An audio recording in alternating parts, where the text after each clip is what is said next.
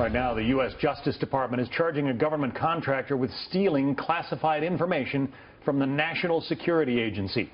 We're learning the FBI secretly arrested the suspect back in August after raiding his home, where allegedly agents found a trove of sensitive data.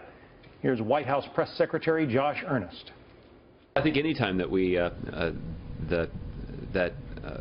information like this is released in the context of a criminal complaint,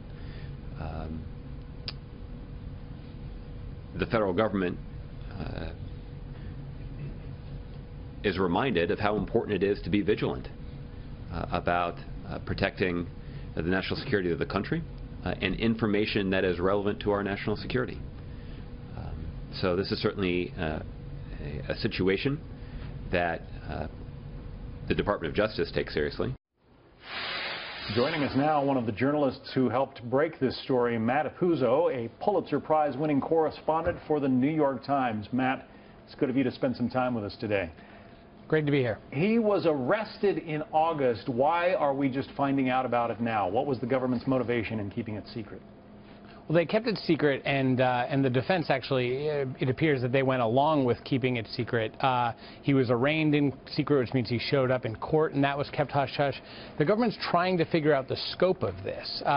They really are trying to understand, was this a guy who just collected a bunch of stuff over a long period of time, you know, a document collector, a document hoarder, or was he actually passing this information? And what's remarkable about this case is they've been investigating for, you know, they've had him in custody for over a month, and they still don't know the answer to that question. He is a Navy veteran, not the type of guy normally who would pop up on your radar as a potential spy, right?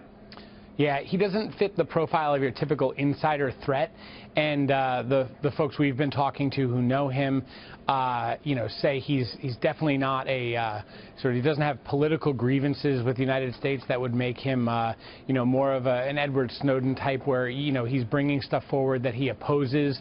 It doesn't appear, based on our reporting so far, that there's an ideological opposition to the work of the NSA. You know, so the government's really trying to figure out what made this guy tick and why did he have all of this stuff in his house and his car. I mean, he was keeping classified documents in the back of his car. And they don't know, according to your reporting, whether or not he shared it with anybody. They know that he gathered it, apparently. That's the accusation. But they don't know whether he may have turned it over to some foreign organization. Right, and as we know, you know, he has acknowledged, you know, I shouldn't have had this stuff in my house, but they haven't been able to make that link, and that's actually, from an intelligence standpoint, that's really frustrating, right? Because you want to know what's been compromised, right? And at this point, I think they have a sense that a large amount of information could have been compromised, but they don't know for sure that it was, and that's what this investigation is really all about right now, is what did he do when he brought this stuff home? Did he get hacked? I mean, he was keeping stuff in his own house. Did he get hacked, and did he unwittingly end up being a source for this stuff? Or is it a total coincidence and they've just uncovered a document hoarder? Harold T. Martin III, Glen Burnie, Maryland. That's his name and his address of record. He does share one similarity with Edward Snowden. They both worked with Booz Allen Hamilton, worked for that government contractor.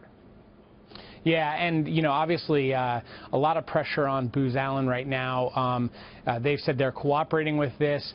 It's really a test obviously for government contractors like Booz and for the Obama administration and whoever is the president next, because we're supposed to be living in a post-Snowden world. There was intelligence reforms that were supposed to make it harder for people to just walk out the front door with flash drives or paper documents, and you know, they found a ton of that stuff at this house. Matt Apuzzo, one of the reporters for the New York Times who broke that story. Matt, we appreciate the information. Thank you.